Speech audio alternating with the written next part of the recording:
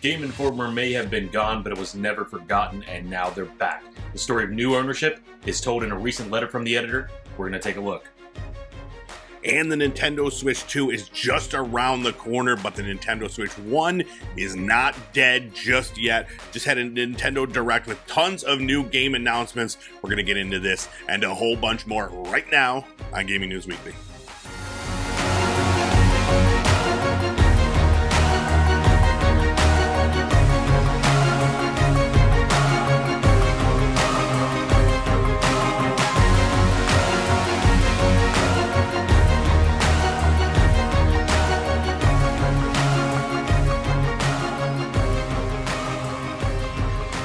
What's up, everybody? It's time for another episode of Gaming News Weekly, the best weekly video game news show out there. Every single Monday, we're bringing you all the biggest things happening in the video game industry. You can find us on YouTube and podcast services everywhere. My name is Erect the Red, and as always, I am joined by this gentleman right here, Mr. Full Clip. What's going on, dude? How's it going? I'm doing all right. You? Oh, man, I'm good. I'm good. We won't get into it. I have a lot of complaints. I'm tired. I'm hungover. This is the usual thing. We talk about it every time. But my thing right now is my eyes twitching. I don't know if the viewers will be able to see it, but it's really bothering me. I've been playing too many video games. I need some more potassium. Oh, yeah, that'll do it too. I got my Tim Hortons, my large one cream, one sugar. That might do it too. Yeah, caffeine can cause some eye twitching. You know, I didn't have as much time this week. Last time I came off pretty hot with the 80 hours into Genshin Impact, and I probably put like another 6 into it. Just haven't had time like that glorious week of vacation. Oof. What a downfall, man. I was ready for you to be like, I'm up to like 180 hours. Yeah, I just remortgaged the house so I can get the anime wife. Yeah. Yeah, well, is that pretty much it? You're just too busy for Genshin, man? Yeah, a little bit. I mean, I played just a little bit of it, and I got the urge to get back into Call of Duty. I know I missed like the end of a couple of things, but there was a cool weapon in there for the Teenage Mutant Ninja Turtles. It was like a little saw blade crossbow combo, and I'm pretty sure I can still get back in there, and it'll be like locked behind getting so much XP. So I'm looking forward to that and trying that new weapon out. Nice. That'll be cool. You know, they got a Casey Jones skin in that game. They should have that. You remember that guy? He always had the the sports items. No, Casey Jones. You weren't a big. Yeah, he had a hockey mask on, and he beat people with like baseball bats and cricket bats and stuff like that. That was his thing. Sounds like Jason. Yeah, he was like, but he was much friendlier. Oh. Yo, you've been hearing about this game R.E.P.O? R.E.P.O. I'm not sure. I'd have to see the trailer. So it's a new game. It's a new the new hotness. Everybody's talking about it. So I got convinced to jump into it, and it's a online co-op horror game. But this one, like I had seen some viral clips before because it's got proximity voice chat, but your characters look like the Canadians from South Park or like Storybots. So their heads just like open like that. So like you see them talking, but it's just like their heads separate, the top half of their head separated, whatever. So it's hilarious. It's, but yeah, my buddies and I, we put in a few hours into this game this weekend, and man, it is so much fun. It's only $10 on Steam. I think it's early access. Because it's janky, but that just lends to the enjoyment. Like, so the premise is you end up to, I think you could have a team of 6 go into these like procedurally generated areas, and you have a certain dollar amount of shit you need to get. And everything is, so you're going through and you find like a vase that's worth like $2,000. So you got to like take it back and like, but also there's monsters and ghosts running around that could kill you. So one of the cool things is that it has physics-based, like, when you're handling these things. So, like, say you find, like, this happened to us many times. We found, like, a computer that's, like a big standing, like, an arcade, looks like an arcade machine type thing. It's, like, $30,000. All we need is $10,000 and we're good. So if we get this back, we're good. But we can't carry it in the cart. So we have to like drag it. And every time you bump into something, it loses value. So there were a couple times where like it just completely lost value. Or like you find a vase that's worth like 5,000 and you go to like put it in the thing and it just shatters and you get nothing. Because at the same time, because you want to hurry, and then these monsters are coming. And if the monster kills you, your head gets left behind, but you could respawn if your person takes your head back to the base and wins. Dude, it is so much fun. There's these weird, like, toxic, like, I don't know, squid that shoot, like, this poison on you, and it makes your voice sound super deep for everybody else. So you just, and it's just like this game that's just built to have, like, this enjoyable, you can hide, and, like, everything about it is so much fun. I recommend it. If you got a group of friends that just want to, like, laugh and run around, dude, I laughed so hard playing this game. It is such a blast. So yeah, it's I recommend it. So is this like an asymmetrical setup, or is it like completely? No, PvE? It's just against. Yeah, it's just against like an AI thing, and I've heard comparisons to Lethal Company, which I've never played. Where I think it's kind of a similar idea, but this is this week's new multiplayer minute. Check out R.E.P.O. And what do you do with the money once you've like extracted? Like if you got a really good haul, what would you do? Like upgrade your character or something? Yeah, so that exactly. Yeah, there are like permanent upgrades that you could buy to upgrade your like strength, so you could lift heavier things, or your health, or your speed, and that sort of thing. Or you can buy health for the moment, because you continue to keep going. You'll go like to the next level and stuff like that. So, dude, it was so much fun. I'm looking forward to this weekend and hopefully get in there and play that some more. I played a couple other games too. I'll get into them real quick because there's one I really want to mention that comes into early access March 31st, and it's a game called Wildkeepers Rising, and I love it because it is like a bullet heaven, whatever we're calling those vampire survivor like games. But this one, so it's real simple. It's just like I think it's like a 2-person dev team that put it together.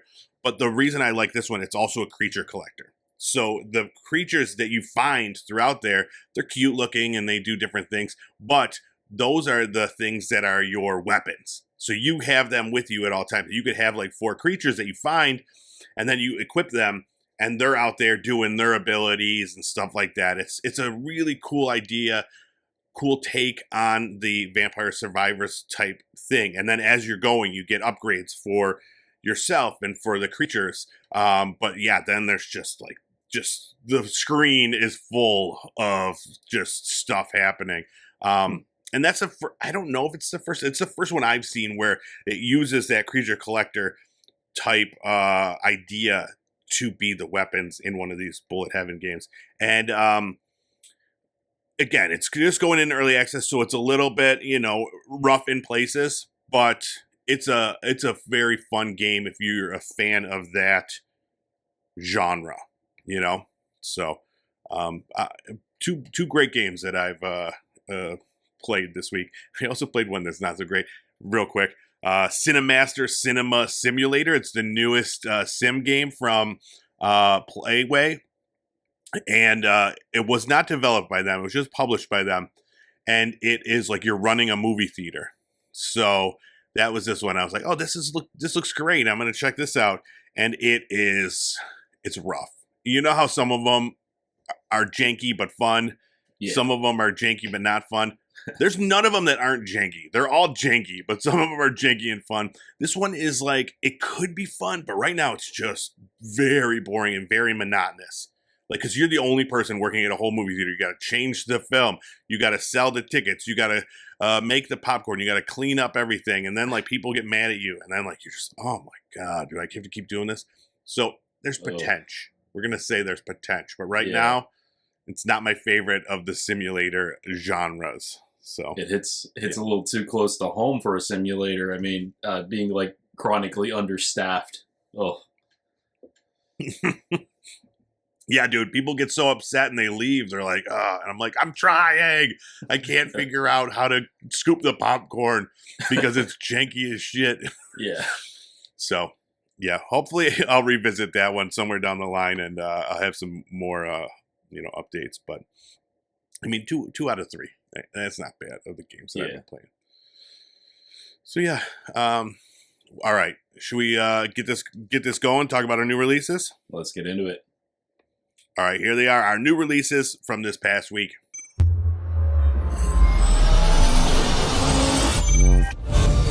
All right, first up, March 27th, Atomfall came out on PS4, PS5, Xbox One, XS, and PC. This is from the team at Rebellion. They're the guys that do like the Sniper Elite series.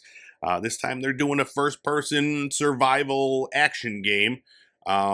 It's interesting because it's based in like on a real thing. So it's 1962 England, but this is like kind of like a what if type situation. There was like a nuclear event. You're in a quarantine zone and you got to scavenge and craft and barter and fight and talk your way through this game. I downloaded it because it is available through Game Pass. I downloaded it, played like 10 minutes with I was like, all right, I'm gonna check it out. I'm gonna play it for a little bit, talk about it on the show. My son was in the room and he was like, this is scary, shut this off. So I shut it off and I haven't gotten a chance to go back to it. But I'm reading mixed reviews, like pretty average. It's under a 20-hour game. It's intentionally very difficult as far as the fighting, limited resources, that sort of thing. So that I'm not usually drawn to those games, but I've heard comparisons to Fallout, which is very much not like Fallout at all. I think maybe just the setting. Yeah. Did you get a chance to look at that one at all? Yeah, and that's one of the things that I was kind of worried about looking at just the first trailer. Is it a little too much? We have Fallout at home, and you saying it's like a 20-hour game. Do you have any idea what the retail price on this is, if not on Game Pass? I think it's $49.99. Okay, I mean, could be better for a 20-hour game, but I mean, maybe that's just storyline only. Maybe there's plenty of like collectibles and fun stuff to do in this world. Yeah, a game like this is as much about like world exploration, should be anyway. World exploration as like the main storyline. Yeah, absolutely. This one, like, I think it's more in line with, I don't know, like a survival game as opposed to an action game. As far as like talking about like, I think you have to like manage maybe your health and your, obviously your health, your like intake of like food and stuff like that. I don't know. Those ones I'm usually like turned off by. I'm like, I have to worry about that at home. Let me just not have to worry about that in the game. Has there ever been a game where you have to like poop and pee? Did they ever have games like that where they make you poop or pee? Yeah, that's true. And we'll get into something like that soon. All right, our next game, the First Berserker Khazan, came out also on March 27th on PC, PS5, and Xbox S and X. This is an action role-playing game. It's a Souls-like game where you're like this dude and this like entity kind of, goes in you and gives you powers. So with these powers, then you have like different skill trees to, upgrade your abilities. But then you also there's tons of weapons in the game, like swords and axes, and you could dual wield. And then those can be upgraded and stuff like that. So there's a lot of customization within the game, which I enjoy. And then it has like the classic Dark Souls style boss battles where you got to like, learn the movements and all those things. The one big draw for me on this one is the look. It's got this like 3D cell shaded kind of look.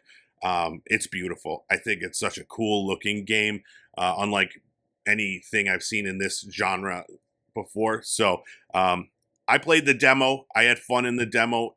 I'm not like feeling like a Souls-like right now. So I was like, I'll put it on the wish list. I'll get back to it. but it's definitely, it plays really well. And any Souls-like fans, I think, will enjoy the hell out of it. So, and especially if like, so it's based on Dungeons and Fighters. It's a game. I don't know anything about it, but it's like a prequel to that. DNF, they call it. I don't know. I don't know anything about that.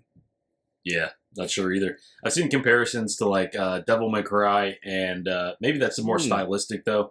But also God of War. I've never played either of those series, so you have to take it from the random commenters. Those are both good series. So, yeah.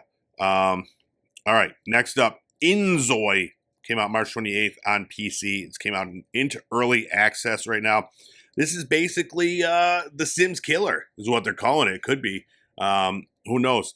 But it's basically your Sims, except you're running this neighborhood, but you're in control of this simulation of these Zoids, they call them. And you have to, make sure that they're happy and doing everything. There's all this 250 different customizations you could have for your characters. You could create and decorate the houses. There is, and it's all like this generative AI that's controlling the entire thing, basically. It's, and they're priding themselves on their AI being able to maintain this small community. But again, this one, it's done in Unreal Engine 5. And to me, the look of it is what is the draw. Like, this looks, there's never been a Sims that has looked like this. It is gorgeous looking. I'm very interested in how it runs, like having all these things happening at once and still maintaining the quality of the visuals. I don't know how, you might have to have a pretty sweet PC to get this thing going, but yeah, I'm interested in seeing more of this one. Yeah, I had to do a little deep dive into it because there have been several of these, so-called Sims killers, and they usually promise really big, and then they release or don't release at all, and it's a flop. So it's best just to go and look for what are the long-term Sims fans who say they're going to try this out saying about it. So I scrolled through a lot of the comments, Steam reviews, things like that. It does take a little bit higher end PC, like mid-range at least. It takes like a AMD 3600 for minimum specs.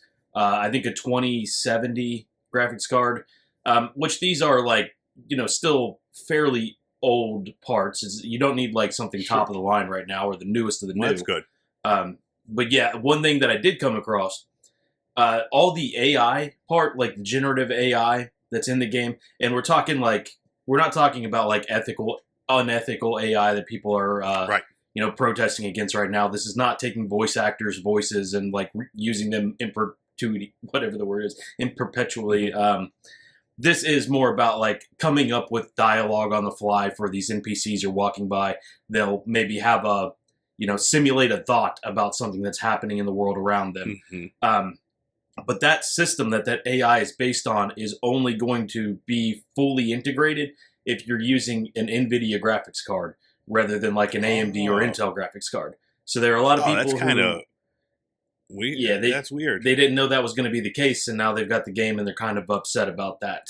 And I don't know if it's planned by the developers to broaden that in the future. From what I understand, it has something to do with the architecture of the AI.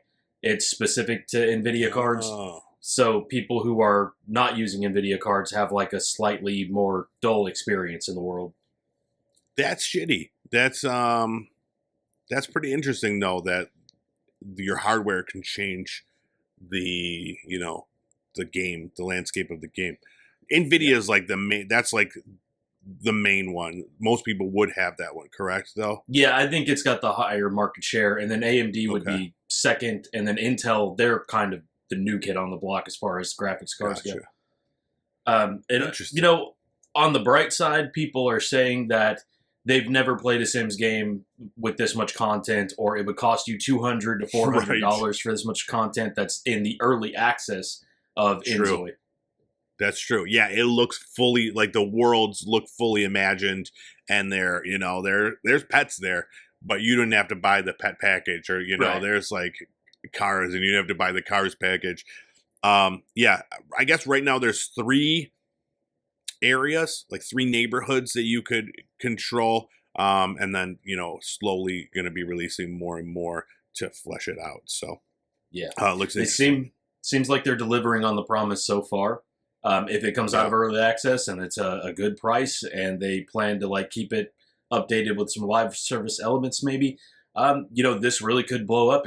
We could see it The could. Sims as a thing of the past. This could be the next like Second Yeah, Life or something. yeah, yeah. It really could, and I'm here for it. I wanted to just see. Sims has just been floating along, doing the bare minimum for so long over at EA. So hopefully, maybe this is the kick in the pants to put something else out that's better quality, if they if they want to. I don't know. So many people are still into the Sims that they'll just keep buying Sims regardless. Yeah. They like that cool little thing over their head. It's cool. All right, and then last up, Post Trauma came out March 31st on PC, PS5, Xbox S, and X. This is a horror game inspired by the classics. The way it's set up, there's the fixed camera angle. So you walk into a room, you see your character walk into that room, very similar to the early Resident Evil games. But this one is about a train conductor who's been transported to this weird, creepy world. You got to solve these puzzles, find clues to try to advance through the story. And again, this is another one that's built in with the Unreal Engine 5, and it looks phenomenal, dude. The scary things look scary as hell, and yeah, it looks beautiful. I'm interested to see how it.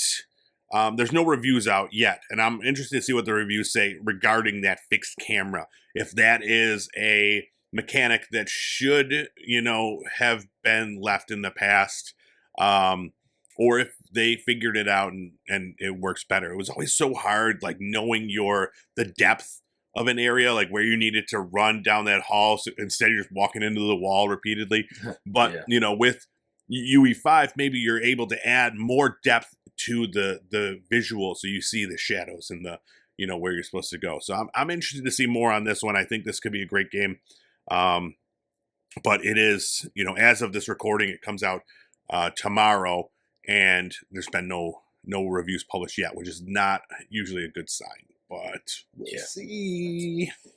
Yeah, pretty intriguing story from the trailer there. Like there's another dude talking to him, and I'm not sure who that character is supposed to be, because it sounds like another person who's kind of stuck there with him.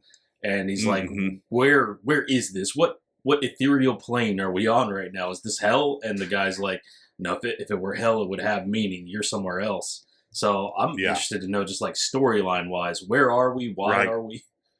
Yeah, very Silent Hill-ish as far as like the story, where everything is just, you're still on a train, but it's just real creepy now. Yeah. So, yeah, it looks fun. All right, that is it for our new releases from last week. Let's get into our news of the week.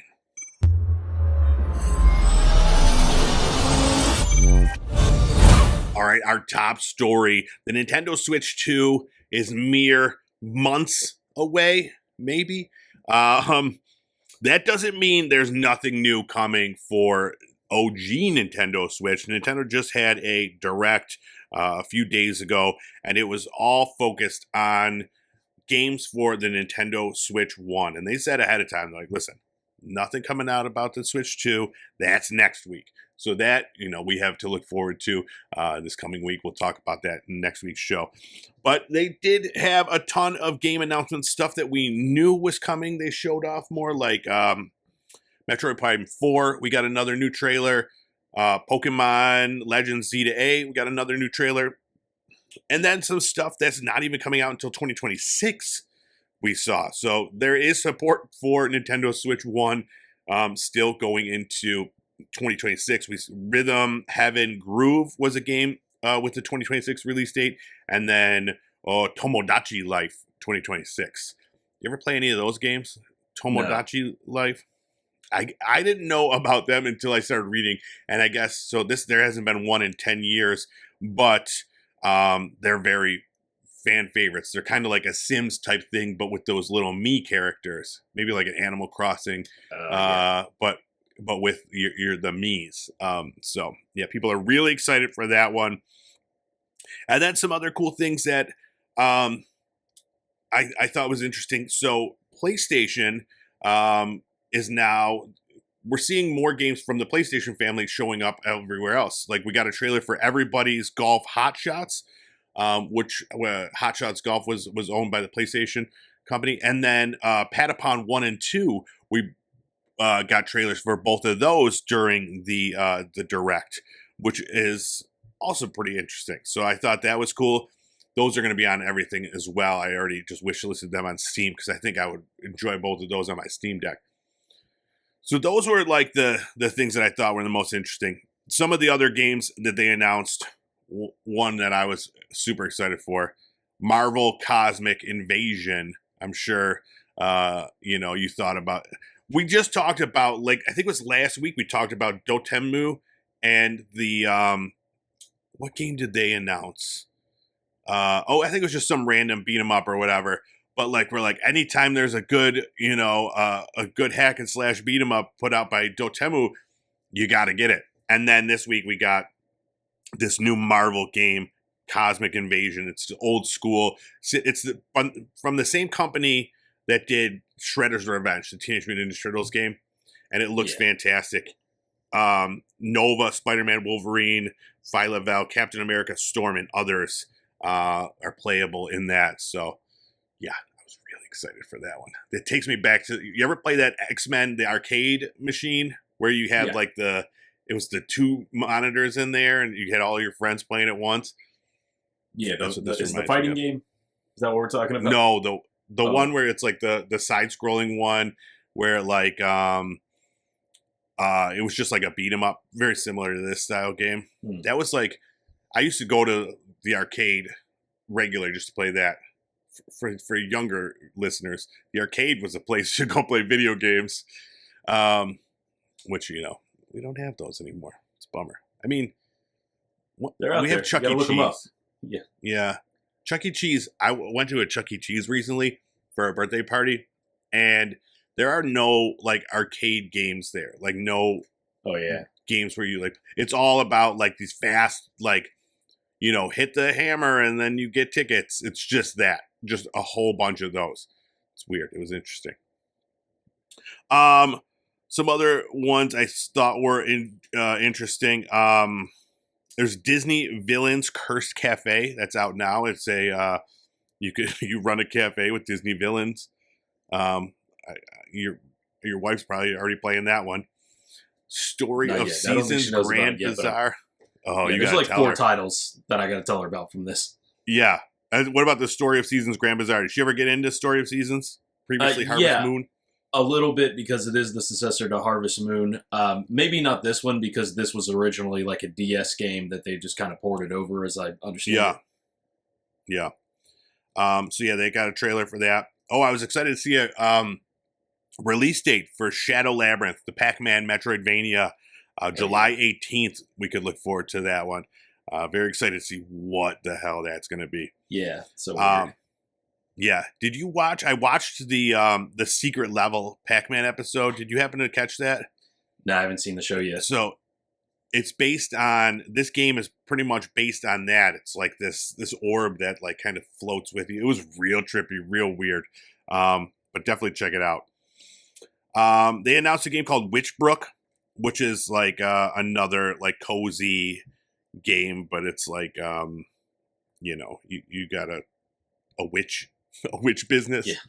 So, now this is the one that I look forward to telling her about, probably playing a little bit of when it comes out, but it seems like it's a ways away. Winter holiday. Yeah, it could be a good Christmas gift.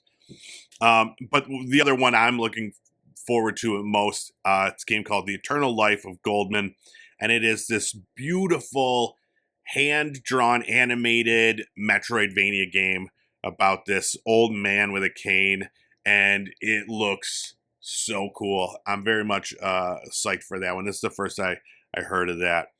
But yeah, that was pretty much it as far as like any big game releases. Was there any other games that you saw on there that you were looking forward to? Yeah, we had Tomodachi or whatever that name was that I didn't know. Now, Tamagotchi, on the other hand, that's getting a game.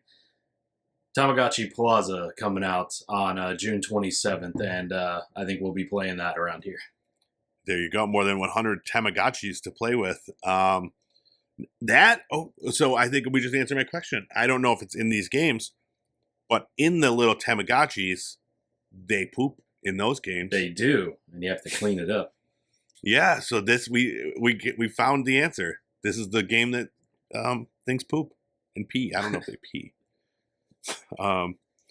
But some other interesting things that came out of this is the virtual game cards, which are basically, how do you explain it? It's just so you could share games. You could like lend somebody your virtual game card of a game that you own, but it's just like the digital version. So I thought that was cool. You know, they're I think do they have to be in your family? I don't know if they. I think so. And, you know, I was trying to wrap my head around this whole thing and, like, how is it an improvement or how is it possibly even like a setback from what we have currently? Because I think currently, if you were to sign in on a Switch with your account, then any virtual games would already be available to any other accounts on that Switch. But I'm not 100% sure on that. And then the other non-gaming thing they talked about was there's a new app for all smartphones called Nintendo Today, and it's got updates on everything Nintendo. You could have, you know, it's got calendars in there showing when things are coming out, and they're like animated calendars that you could pick which theme, and then news, videos, that sort of thing. And it already, one of the first things that came out of it, they released the date for the upcoming Legend of Zelda movie, March 26, 2027. So that's still a ways out there. But yeah, so if you want up to the date Nintendo news, subscribe to Gaming News Weekly and we'll tell you. You don't even need this app. Yeah, we'll monitor the app for you. Yeah, we got it. Step back. So yeah, lots of interesting stuff. And then this, you know, maybe it's already happened if you're listening to this, but April 2nd, there's a Nintendo Switch 2 Direct that I'm very much looking forward to. What do you think that's going to be? Do you think it's just going to be showing off the system? Are we going to have there's got to be new game announcements, right? Oh, there would have to be, but I mean, like, historically, do these consoles launch with a lot of games, or is there like maybe one Zelda game in the works? That's true. Yeah, a lot of times Nintendo will have some sort of gimmicky game to show off any new features of the system. Like I'm assuming there's going to be some game that utilizes the mouse roller, or Mario Paint 2. Maybe that's a good guess, dude. This could be. Yeah, I don't know what to expect. Maybe more about the Mario Kart, which we did see a little bit of. So yeah, I'm excited. We'll have all the information on that next week. Yeah, maybe even there's got to be a release date for the system, right? Yeah, it has to be. Price too. If it's coming out right now, I'm guessing holiday this year. Yeah, I think that's a fair guess. Holiday. What's the price going to be? Ooh, I don't even know what a current Switch OLED is going for. Yeah, me neither. Maybe $399, we'll say, for this, if it's going to be powerful enough to play 60 frames per second games. And I don't think you could go any higher than that. I don't know. You know? Yeah. 400. Nintendo kind of has to meet you lower for those expectations. Yeah. But yeah, we'll see. I'm looking forward to chatting about it with you next week. All right, next up, some good news for fans of video game news and video game journalism. Game Informer is back. You know, we talked about it when it got shuttered not too long ago. It hasn't been too long. But what happened was another company came in and just bought the rights to Game Informer, and then brought the entire team back. There was a great letter article from Matt Miller, editor-in-chief over at Game Informer, and he talks about what happened and how it happened and what to expect. But just real quick, I'll read some parts of it. So this is how did it happen. It says, after first touching base with our team and ensuring our interests, the team at Gunzilla Games secured the rights to Game Informer. From the start, the new owners insisted on the idea of Game Informer remaining an independent editorial outlet. They felt just as strongly as our team did that the only path forward was with an editorial group that made 100% of the decisions around what we cover and how we do so without any influence from them or anyone else. Game Informer now operates under an entity called Game Informer Inc., and our intent is to continue to focus on highlighting the coolest games, celebrating the history and legacy of the gaming industry, and shining a spotlight on the creators and players who are charting its future. So, yeah, very, very cool. And that's something we don't see. When we did talk about, what was it, like IGN and that big conglomerate that got bought by, it's like they're all owned under the same company and they're all saying the same things. And now we have Game Informer that's going to be, independent without a say in how they do their journalism, which I think is great. And it's one of the few bastions of that, other than very small independent publishers that are doing it, Yeah. Yeah, and that's the thing. They are owned by Gunzilla Games now. I looked into Gunzilla Games, and I don't think they've created anything that I've heard of.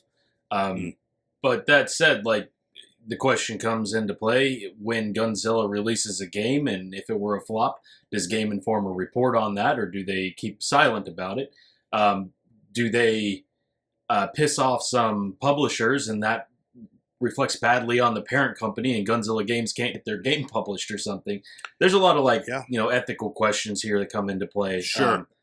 Just naturally.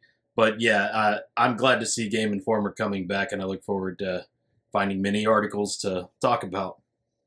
Absolutely. Yeah. It's nice to have another steady source for news that is, unbiased. And then as far as their plans, this is continuing from that letter. He said, we wanted to get the site back up and running for all of you as soon as we could. There's a lot more on the way in the coming weeks, including the return of Game Informer's print magazine.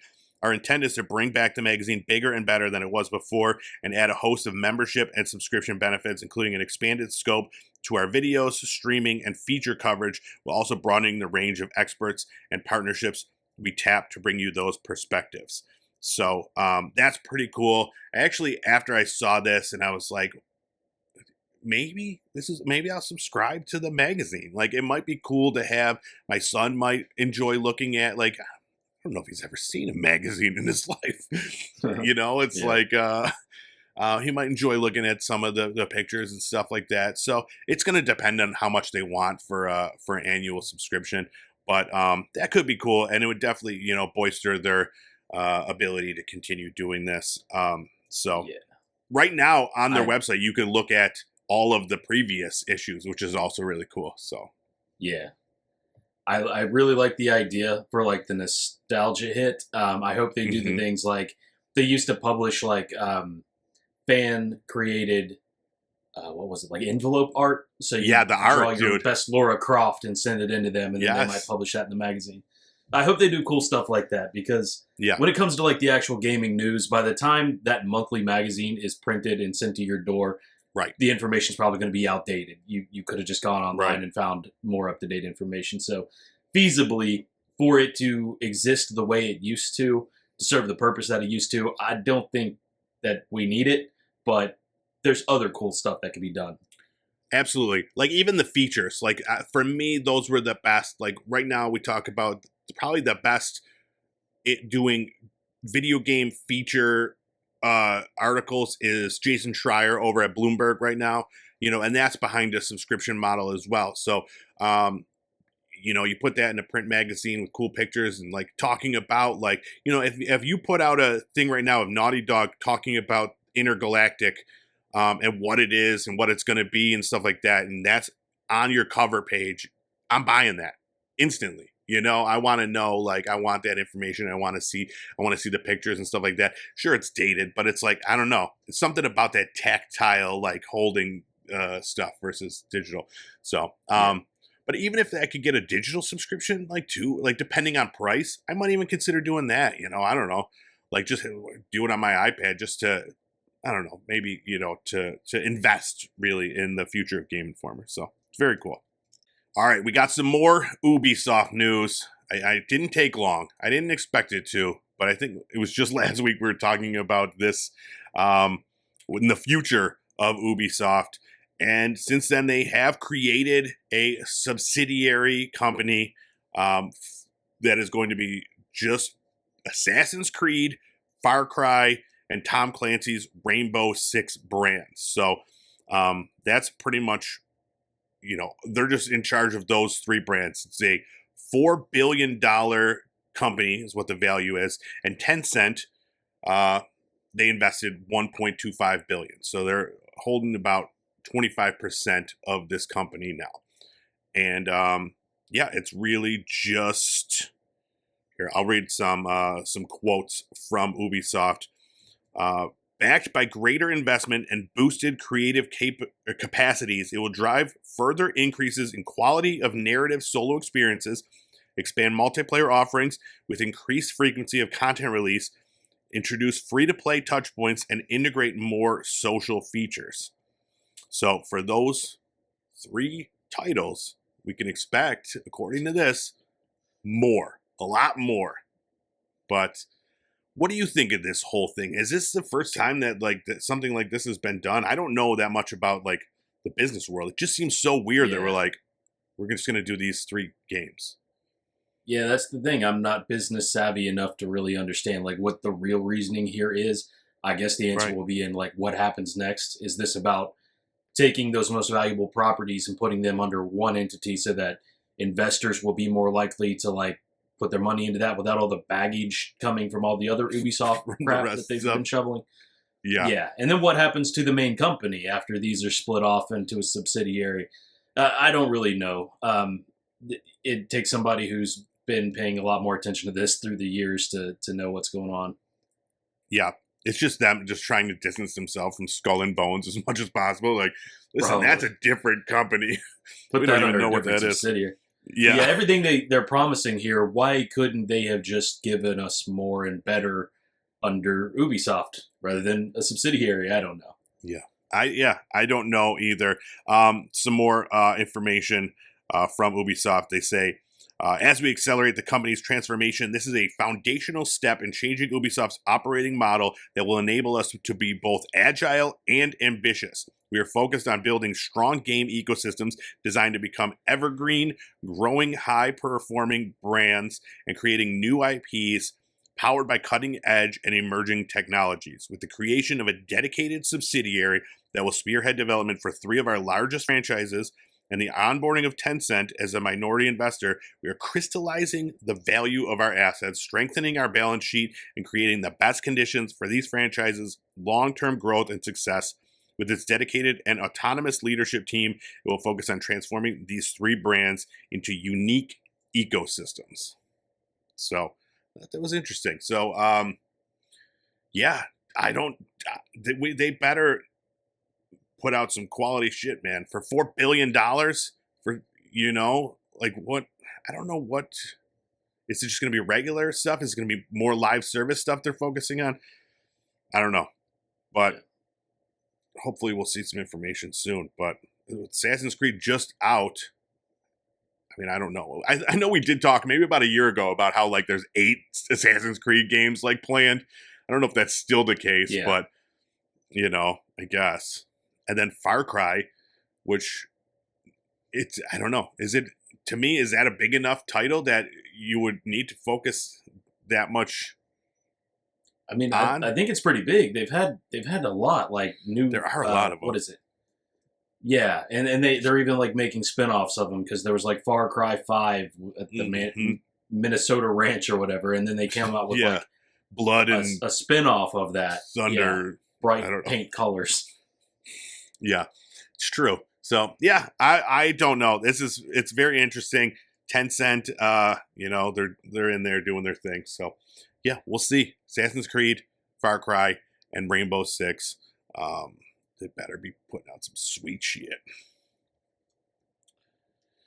All right, next up, PlayStation Plus games for April were announced. It's a nice month. We've got RoboCop Rogue City, The Texas Chainsaw Massacre, and Digimon Story Cyber Sleuth Hacker's Memory, all coming on April 1st. I told friends, dude, I saw RoboCop it was like down to like $8 or whatever, and then it was on Steam for like $6, and I'm like, it's gonna be on PlayStation Plus. You mark my words, and lo and behold, there it is, PlayStation Plus ready. So I'm excited. I almost bought it the other day for $15. So I'm gonna play it. I think it's short that I could just a few sittings, get in there and shoot a bunch of stuff and play it.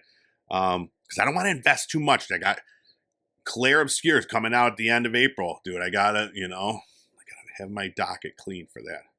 So we'll see. What do you think of these games? Good announcement? Yeah, the only one I played out of this lineup is the Texas Chainsaw Massacre. That is that asymmetrical Dead by Daylight unless that's the wrong one. I get them all mixed up. The one that you played asymmetrical. It is. Yep. Yeah, Dead by Daylight. It's fun. I mean, when I played it, it was on launch or maybe even in early access. So there's only like one map, not a whole lot of choice. I don't know if they've expanded upon that since then because it has been like a year or two at this point. Yeah, they added a bunch of stuff. There's a bunch of different killers you could have and buy. I don't know what's included in the base game anymore, but it's a bit more fleshed out. So, and I'm hoping now that it's in PlayStation Plus, we'll get a nice upkick in players and make it more enjoyable. All right, next up, Dreamhaven. We talked about them quite a while ago now. When I realized how long ago this studio was announced, I was a bit surprised. This is a new studio co-founded from Mike Morhaime.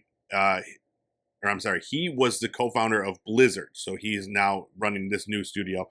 And when it was announced, they talked about this game Sunderfolk. This was back in the day.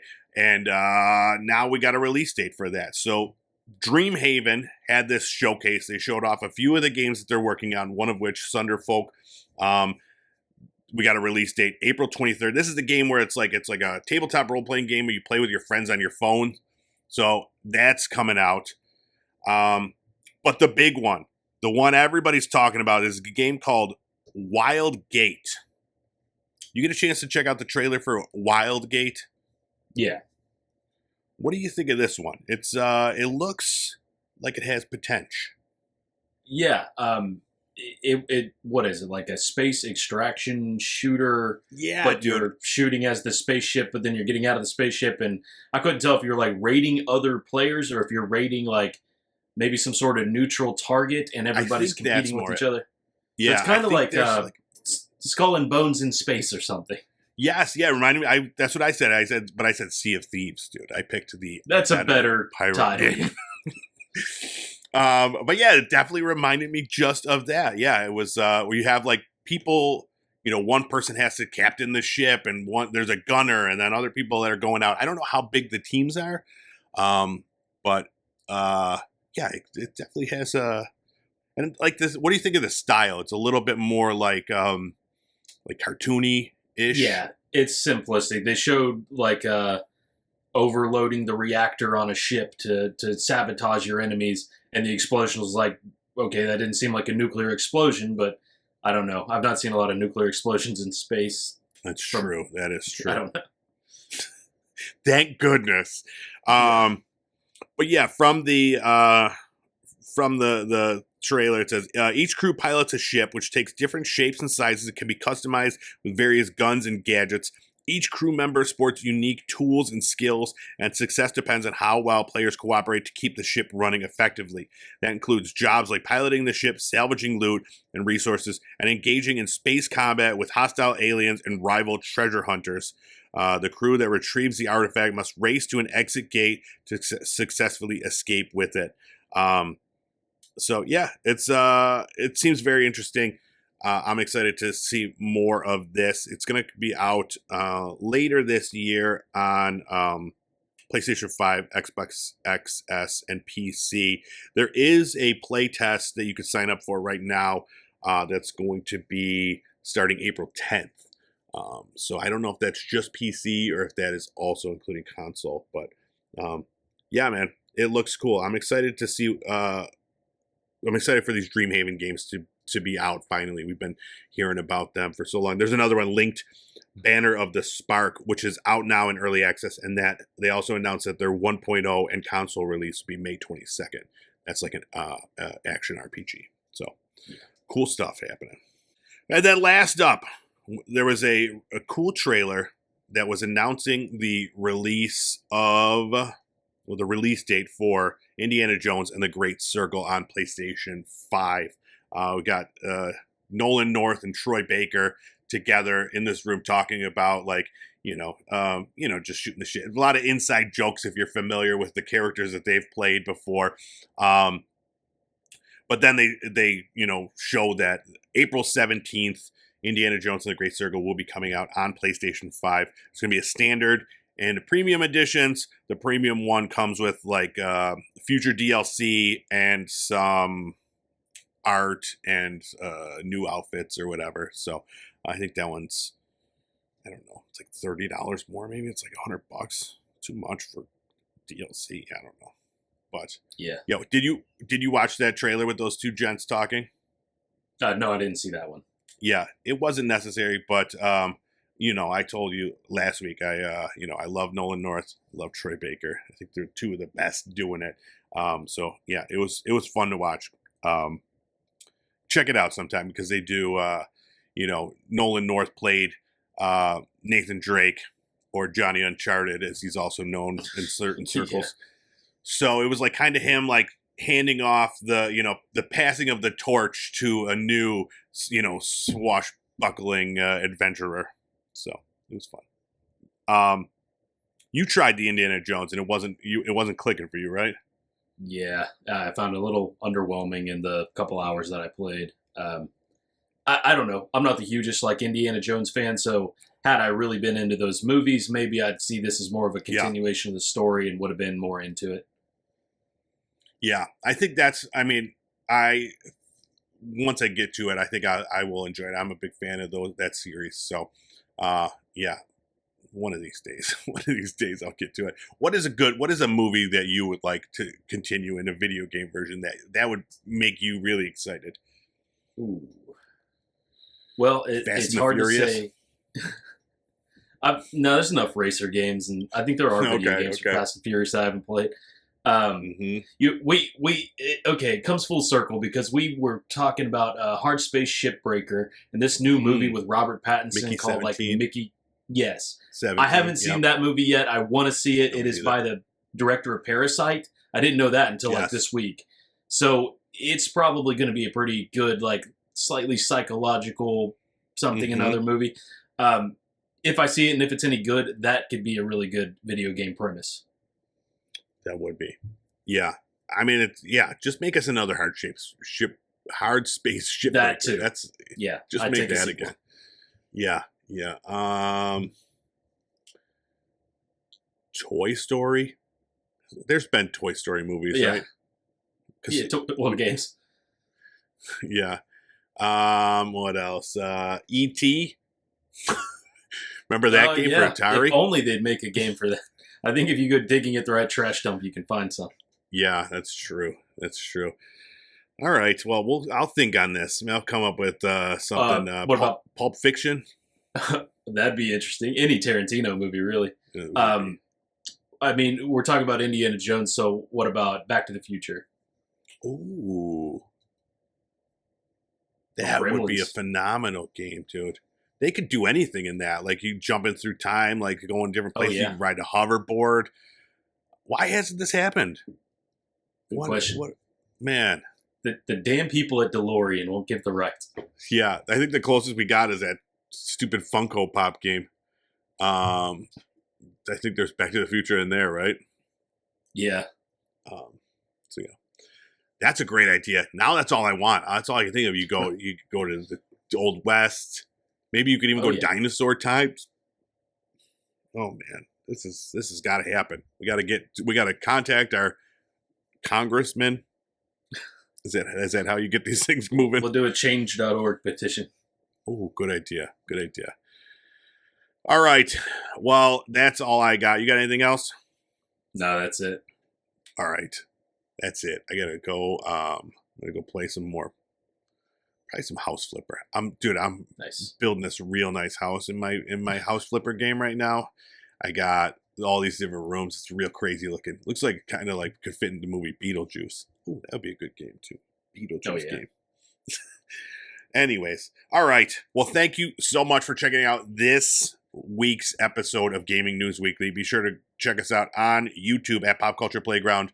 That's where you'll find the video version of this, so you can watch all the fun trailers as we're chatting about them. Or if you just want to listen to the audio version, anywhere podcasts are found, just type in GNW and you will have this show there. Make sure you hit subscribe so that every week the show is ready for you for your journeys.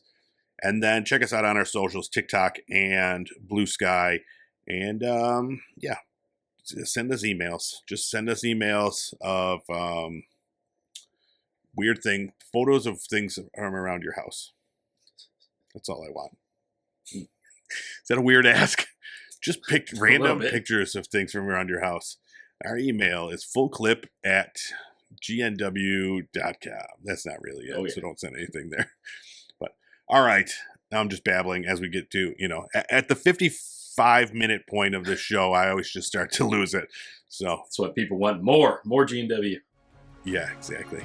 But all right. Well, thank you so much. We'll see you next week with more gaming news.